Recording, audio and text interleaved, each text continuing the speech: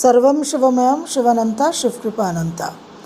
আজকে আমরা আমাদের যে আলোচনার বিষয় চলছে সেই বিষয়কে কেন্দ্র করেই আরেকটা টপিক নিয়ে আলোচনা করব যে এই যে আমাদের জন্মছকে যা কিছু নির্দেশ আমরা পাই জীবনের বিভিন্ন ক্ষেত্র নিয়ে, কর্ম, বিবাহ, অর্থ, সুখ, বিদ্যা, ব্যবসা ইত্যাদি ইত্যাদি, এটা কতদূর দৈব নির্দিষ্ট প্রিডেস্টিনড।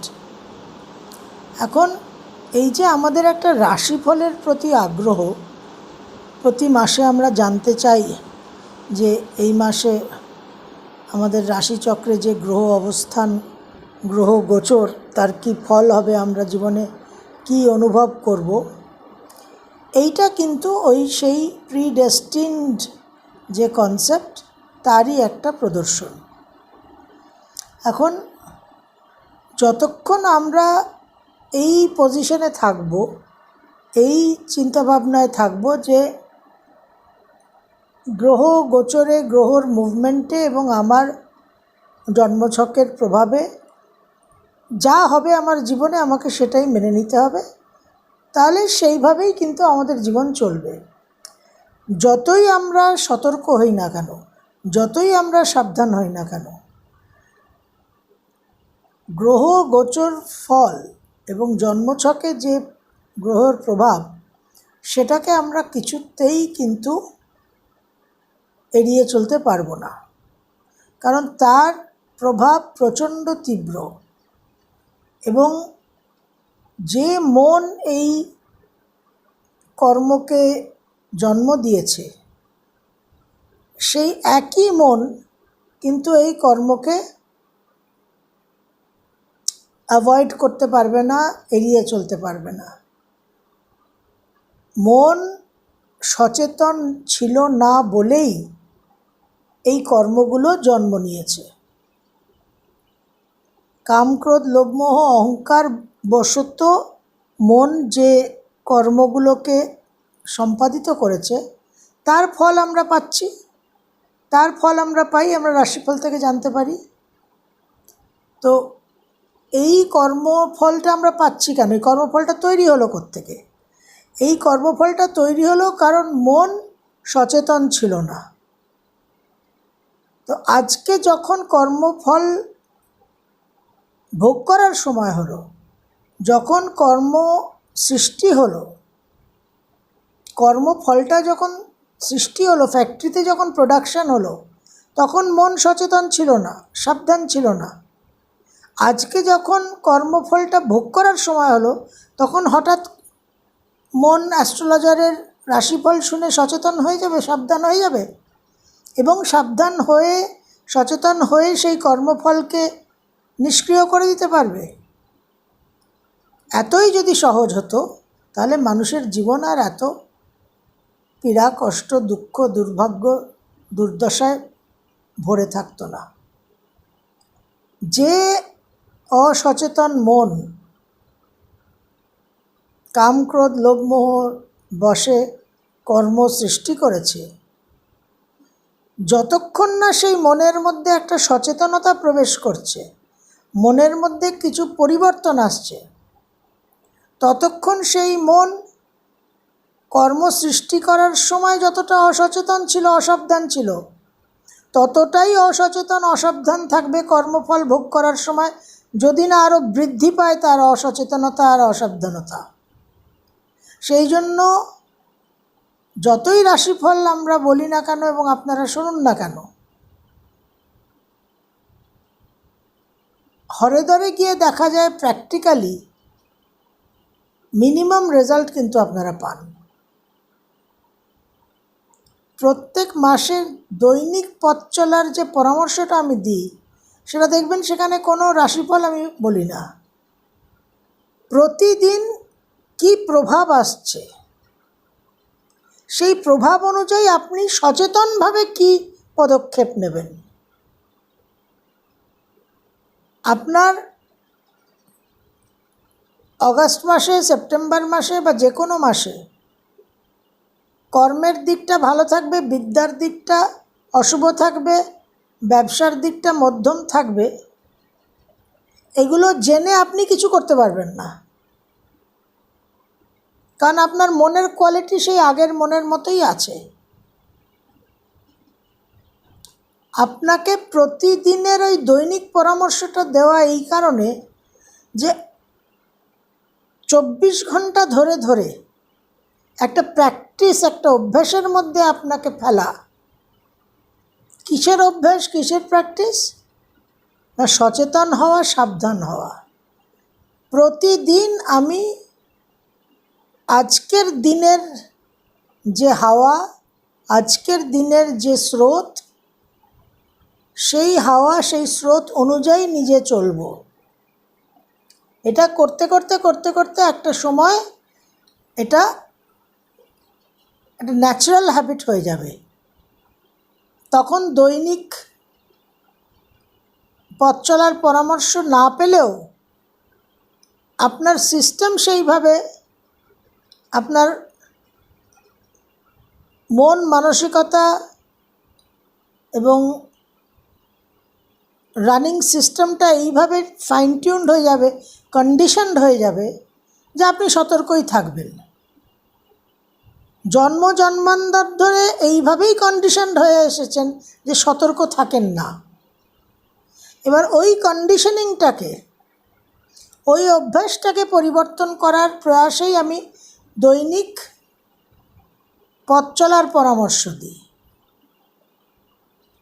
প্রতি মাসে কী গ্রহ সন্নিবেশে কী ফল হবে, আপনার জীবনের কোন ক্ষেত্র শুভ আর কোন ক্ষেত্র অশুভ, সেটা জানাও যা আর না জানাও তা একই পরিস্থিতি। কারণ মনের সেই ক্যাপাসিটিই নেই অশুভকে জেনে সেই অশুভকে প্রতিরোধ করার, আর শুভকে জেনে সেই শুভত্বকে বৃদ্ধি করার। কারণ মন টোটালি আনকনশাস, অচৈতন্যভাবে চলে, যে কারণে কর্মফলটা আমাদের ভোগ করতে হয়। দেবী মাহাত্ম্যতে আমরা দেখেছি, জেনেছি, শুনেছি যে দেবী শক্তির প্রয়োজন হয়েছিল অসুরদের বধ করতে। মহিষাসুর আমাদের অহংকার, দেবী শক্তি লেগেছিল, প্রয়োজন হয়েছিল বধ করতে। রক্তবীজ আমাদের কর্মের বীজ, দেবী শক্তির প্রয়োজন হয়েছিল তাকে বধ করতে। আমাদের শক্তি দিয়ে, আমাদের ক্ষমতায় সেটা কুলোয় না। সেই জন্য ওই দেবী শক্তি, সৃষ্টির যে শক্তি, সেই শক্তির আবাহন, সেই শক্তির ব্যবহার অত্যন্ত প্রয়োজন। সেই জন্য রেগুলার বেসিসে নিয়মিতভাবে আপনাদের তিথি ধরে ধরে গ্রহ অনুযায়ী, গ্রহ গোচর ফল অনুযায়ী মন্ত্র সাধনা দিই। গোচর ফল জেনে কী হবে? আমি কি করতে পারি সেটা আমাকে জানতে হবে। এখানে খুব গুরুত্বপূর্ণ শ্রীমায়ের কিছু কথা আমরা আজকে শুনব। শ্রীমা বলছেন, when you live in an ordinary consciousness and to the extent you remain on a certain plane, which is a combination of the most material mind, vital, physical, that is the ordinary plane of life, you are subject to the determinism of this plane, and it is this subjection to the determinism of this plane which puts you exactly in these conditions. When you live in an ordinary consciousness, যখন আমরা একটা সাধারণ চেতনা স্তরে জীবন যাপন করি, অর্থাৎ সেই আবৃত চেতনা, সেই অসাবধান মানসিক অবস্থা, and to the extent you remain on a certain plane which is a combination of the most material mind, vital, physical, এবং যে স্তরে আমাদের অবস্থান সেখানে অত্যন্ত মেটেরিয়ালিস্টিক মাইন্ড, কামনা বাসনার ভাইটাল সেই প্রাণ শক্তি এবং ফিজিক্যাল দেহ শরীরের খিদে, মনের খিদে, কামনা বাসনার খিদে, এই স্তরে যে আমাদের অবস্থান, এটাই হচ্ছে অর্ডিনারি প্লেন অফ লাইফ। আমরা বলি না আমরা সাধারণ মানুষ, সাধারণ মানুষ বলে আমরা ছাড় চাই, ইনকাম ট্যাক্সের ছাড় চাই, সেরকম জীবনের ট্যাক্সের ছাড় চাই আমরা সাধারণ মানুষ বলে নিজেদের ঘোষণা করে। সেই the ordinary plane of life, এখানে কি হয়, এই অর্ডিনারি প্লেন অফ লাইফে থাকলে, সাধারণ মানুষ হয়ে থাকলে কি হয়, সাধারণ মানুষ হয়ে থাকলে কোনো ছাড় পাওয়া যায় না। সাধারণ মানুষ হয়ে থাকলে you are subject to the determinism of this plane. এই স্তরের, এই অস্তিত্বের, এই চেতনার যে পরিণামবাদ, যে নিয়তিবাদ, তার অধীনে আমাদের থাকতে হবে। You are subject to the determinism of this plane, and it is this subjection to the determinism of this plane which puts you exactly in these conditions. এই স্তরের যে নিয়ম, যে ল অফ ডিটারমিনিজম, যে ফ্রি উইল, কোনো পুরুষাকারের কোনো মূল্য নেই। আবৃত চেতনা, আনকনশিয়াস লিভিং, অজ্ঞানতার অন্ধকার, টোটালি একটা কামনা বাসনা, শরীর মনের চাহিদা আর খিদে, এই যে স্তরটা আমাদের সাধারণ মানুষের যে স্তর, সেখানে প্রধান তত্ত্ব হচ্ছে ডিটারমিনিজম, পরিণামবাদ। যা করেছো তার ফল পেতে হবে, কর্মের ফল, দ্য ল অফ কর্মা। এবং আমরা এই কর্মফলের নিয়মের অধীনেই আমাদের থাকতে হয়, এবং এই অধীনে থাকি বলেই এই সমস্ত পরিস্থিতির মধ্যে আমাদের চলতে হয়। When you live in an ordinary consciousness, and to the extent you remain on a certain plane, which is a combination of the most material mind, vital, physical, that is the ordinary plane of life, you are subject to the determinism of this plane, and it is this subjection to the determinism of this plane which puts you exactly in these conditions. সুতরাং এটা আমার কথা নয়, এটা শ্রীমায়ের কথা, যে ওই সাবধান বাণী দিয়ে কোনো লাভ নেই। কারণ ওই সাবধান বাণীটার কোনো প্রয়োগের কোনো ফল হবে না। কারণ আমি যে স্তরে আছি, যেখানে আমার অস্তিত্ব, সেখানে আমার ওই ফলটা ভোগ করতেই হবে। এই যে এত সব তুফান ঝড় আসে, এই যশ গেল, তার আগে ফাইলিন, বুলবুল ইত্যাদি ইত্যাদি, তা ধরুন পৌরসভা থেকে, পঞ্চায়েত থেকে মাইকিং করলো যে বিশাল তুফান আসছে, ঝড় আসছে, সমুদ্র উত্তাল হবে, উপকূলবর্তী এলাকা সব সাবধান হও। এবার ওই উপকূলবর্তী এলাকায়, সমুদ্রের ধারেই যদি মানুষ থাকে, তারা যদি ওখান থেকে দূরবর্তী এলাকায় না চলে যায়, স্থানান্তরিত যদি না হয়, শিফটিং যদি না করে ফিজিক্যালি, ওখানে দাঁড়িয়ে দাঁড়িয়ে সাবধান হয়তো কোনো লাভ নেই।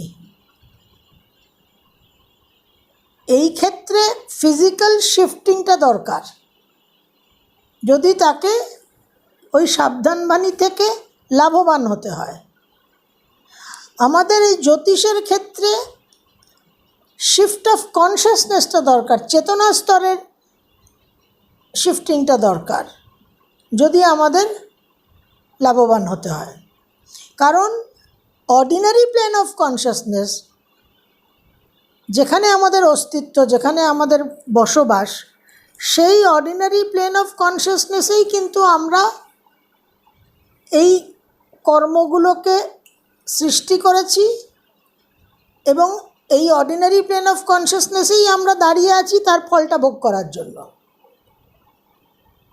এবং যেহেতু এই ডিটারমিনিজম, এটা দর্শনের একটা তত্ত্ব, যে থিওরি অফ ফিলসফি, ডিটারমিনিজম, যেখানে পুরুষাকারের কোনো ভ্যালু নেই,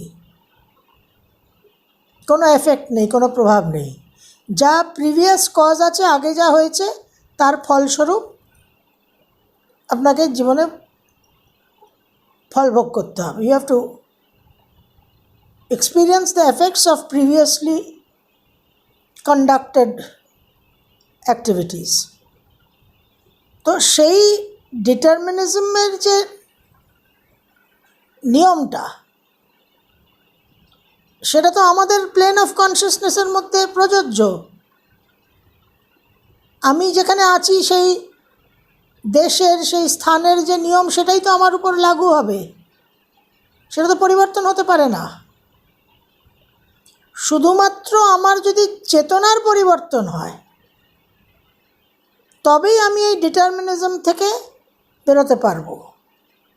সেই কারণে এই ডিটারমিনিজমের যে প্রভাবটা, সেই প্রভাব থেকে বেরোতে হলে আমাকে দৈনিক পরামর্শের মাধ্যমে মনকে রিকন্ডিশনিং করতে হবে। মন যা ট্রেনিং পেয়ে এসেছে এতদিন, সেই ট্রেনিংটাকে মুছে দিয়ে নতুনভাবে মনকে ট্রেন করতে হবে, এবং তার সঙ্গে মন্ত্র সাধনার মাধ্যমে ভাইব্রেটরি ফ্রিকোয়েন্সি, স্পন্দন, কম্পনকে বৃদ্ধি করে চেতনার স্তরকে অর্ডিনারি থেকে নট সো অর্ডিনারিতে নিয়ে যেতে হবে। এক্সট্রা অর্ডিনারি বলবো না, নট সো অর্ডিনারি। আমরা মনে করি যে আমরা সাধারণ মানুষ বলে কান্নাকাটি জুড়ে দিলেই, হাত পা ছড়িয়ে বসে কাঁদলেই আমাদের সব 7 খুন মাপ হয়ে যাবে। কোনো দিন হয় না। তারপর আমরা বলি যে ঈশ্বর, ভগবান, পরমেশ্বর আমাদের সঙ্গে অন্যায় অবিচার করছেন। সাধারণ মানুষ বলে তো কিছুই হয় না, একটাই প্রজাতি মানুষ, তার সঙ্গে সাধারণটা আমরা জুড়েছি।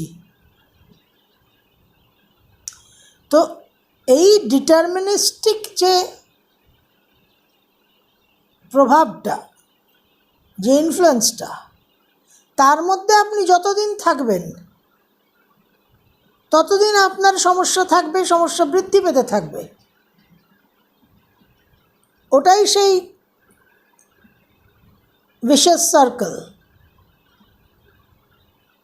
ওইখান থেকে বেরিয়ে আসতে হবে যদি জীবনকে পরিবর্তন করতে হয়। যদি আপনি অন্যরকম পরিণাম চান, জীবনের পরিণতির যদি তারতম্য চান, পার্থক্য চান, তাহলে রাশিফলে কোনো তারতম্য হবে না। তাহলে আপনাকে ওই জায়গা থেকে বেরিয়ে আসতে হবে।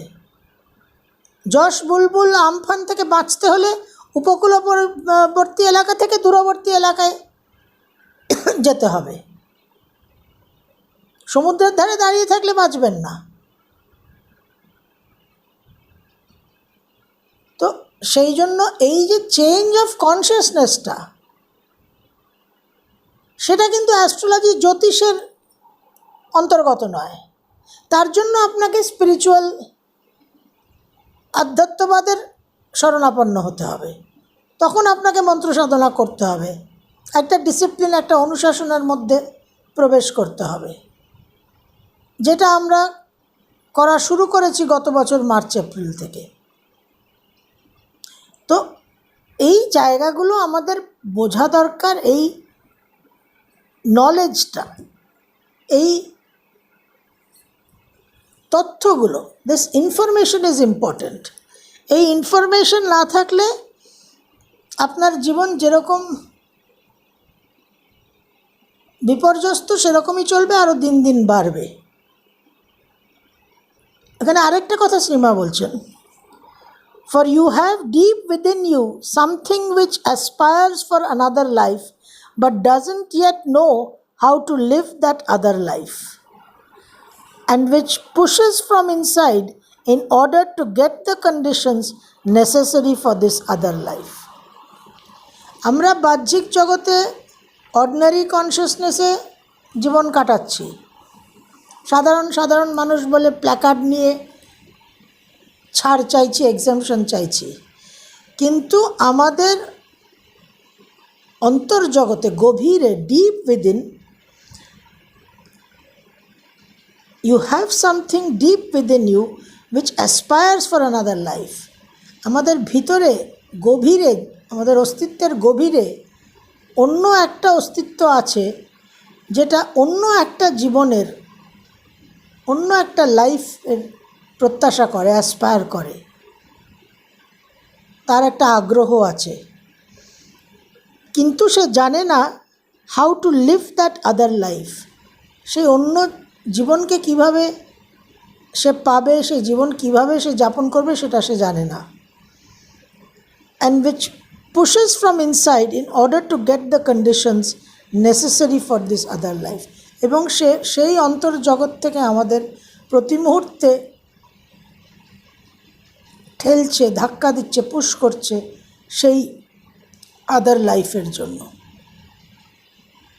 এই যে প্লেন অফ কনসিয়াসনেসের মধ্যে আমরা আছি, অজ্ঞানতার অন্ধকার, সেখান থেকে বেরিয়ে আদার লাইফ, হায়ার প্লেন অফ কনসিয়াসনেসে যাওয়ার জন্য আমাদের অন্তর্জগতে একটা প্রতিনিয়ত একটা চাওয়া, একটা প্রেরণা জাগ্রত হয়ে থাকে, সক্রিয় থাকে। কিন্তু সে জানে না কিভাবে ওই অন্তর্জগতের ওই হায়ার কনসিয়াসনেসকে অর্জন করতে হবে। সেইটাই আমরা মন্ত্র সাধনার মাধ্যমে অনেক সহজ করে দিই, ত্বরান্বিত করে দিই, সেইটাকে আমরা অর্জন করার একটা ব্যবস্থা করি। এবং করলেই ওই অর্ডিনারি প্লেন অফ কনসিয়াসনেস থেকে যেই আমরা এক পা করে বেরিয়ে হায়ার কনসিয়াসনেসে, বেটার কনসিয়াসনেসে যাব, তখন আর আমাদের ডিটারমিনিজমের অধীনে থাকতে হবে না, তখন আর আমাদের কর্মফলটা ভোগ করতে হবে না, তখন আমাদের পুরুষাকারটা ফলপ্রদ হবে, ফলদায়ক হবে। যতক্ষণ এই অর্ডিনারি প্লেন অফ কনসিয়াসনেসে হাত পা ছড়িয়ে কাঁদছি আর সাধারণ মানুষ বলে ছাড় দাবি করছি, ততক্ষণ আমাদের পুরুষাকারের কোনো ভ্যালু নেই, because we are living under the banner of determinism. এই ব্যানার অফ ডিটারমিনিজম থেকে বেরিয়ে ব্যানার অফ ফ্রি উইলে যদি যেতে হয়, যদি নিজেদের জীবনকে পরিবর্তন করতে হয়, তাহলে এই চেঞ্জ অফ কনসিয়াসনেসটা একেবারে অপরিহার্য, অনিবার্য এবং আবশ্যক। সর্বম শিবময়ম শিবানন্তা শিবকৃপানন্তা।